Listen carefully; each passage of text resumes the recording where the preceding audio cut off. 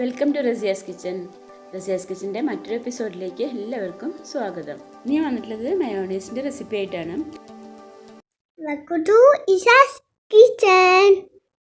അതിനുവേണ്ടി ഞാൻ ഇവിടെ 2 കോഴിമുട്ട എടുത്തിട്ടുണ്ട്. പിന്നെ 300 ml സൺഫ്ലവർ ഓയിൽ, പിന്നെ 2 table spoon lime juice, 1/2 teaspoon കുരുമുളക് പൊടി, പിന്നെ 1 ടീസ്പൂൺ ഉപ്പ്, പിന്നെ 1 ടീസ്പൂൺ കടുക് പരിപ്പ്. അപ്പോൾ നമുക്ക് ആദ്യം മിക്സിയുടെ ജാറിലേക്ക് കോഴിമുട്ടയും ഉപ്പും കടുക് പരിപ്പും ഇട്ട് ഒന്ന് അടിച്ചെടുക്കാം. ഒരു 30 സെക്കൻഡ് ഒന്ന് അടിച്ചാൽ മതി.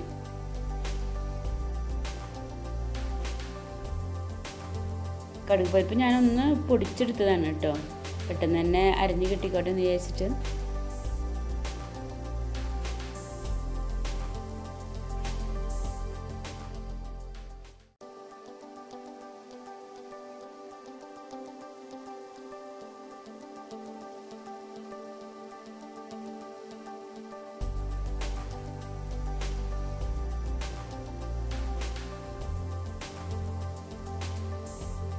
ഞാനിവിടെ കോഴിമുട്ടയും ഉപ്പും കടുക് പരിപ്പും കൂടി ഒന്ന് അടിച്ചെടുത്തിട്ടുണ്ട്.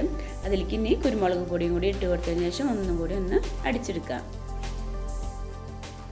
അപ്പോൾ ഞാൻ കുരുമുളക് പൊടി ഇട്ട് ഒന്ന് അടിച്ചെടുത്തിട്ടുണ്ട്.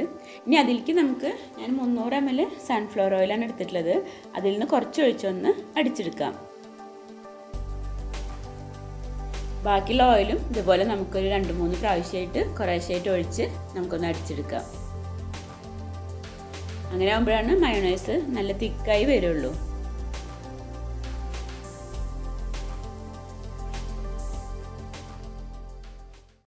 ബാക്കിയുള്ള ഓയിലും കൂടി ഒഴിച്ച് നമുക്കൊന്നും കൂടി ഒന്ന് അടിച്ചെടുക്കാം.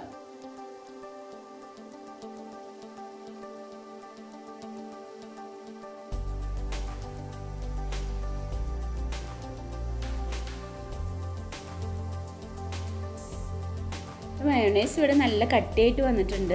ഇനി നമുക്കിതിലേക്ക് ചേർക്കാനുള്ളത് ലെമൺ ജ്യൂസാണ്. 2 ടേബിൾ സ്പൂൺ ലെമൺ ജ്യൂസാണ് ഞാൻ എടുത്തിട്ടുള്ളത്. അപ്പോൾ നമുക്ക് ലെമൺ ജ്യൂസും കൂടി ഒഴിച്ചു കൊടുത്തതിന് ശേഷം ഒന്നും കൂടി ഒന്ന് അടിച്ചെടുക്കാം.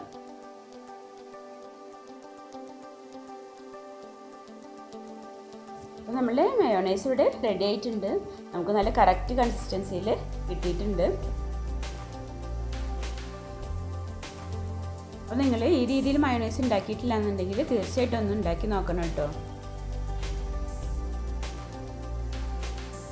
അപ്പോൾ നിങ്ങൾക്ക് എൻ്റെ ഈ വീഡിയോ ഇഷ്ടമായിട്ടുണ്ടെങ്കിൽ ഫ്രണ്ട്സിനും ഫാമിലിക്കൊക്കെ ഒന്ന് ഷെയർ ചെയ്യണം കേട്ടോ.